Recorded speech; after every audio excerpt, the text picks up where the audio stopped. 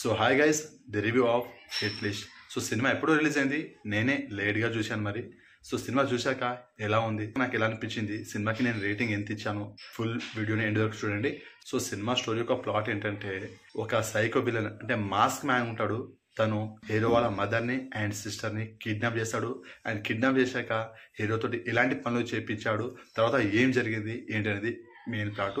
So okay, ఇలాంటి కాన్సెప్ట్తో చాలా సినిమాలు వచ్చాయి, కానీ సక్సెస్ అవ్వడం ఇంపార్టెంట్.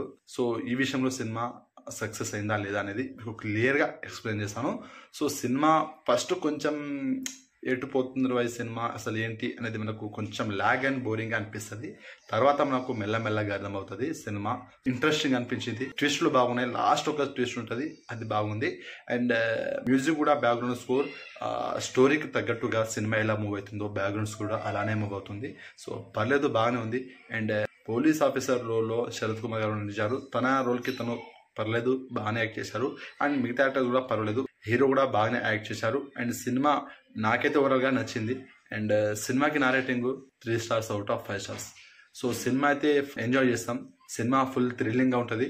సో ఇంట్రెస్టింగ్ ఉంటుంది సినిమా మరి. సో సినిమా అయితే నాకు నచ్చింది మరి. సినిమా చూసిన వారికి ఎలా అనిపించిందో కామెంట్ చేయండి. నా రివ్యూ కనుక మీకు నచ్చినట్లయితే వీడియోని లైక్ చేయండి, షేర్ చేయండి అండ్ సబ్స్క్రైబ్ చేసుకోండి.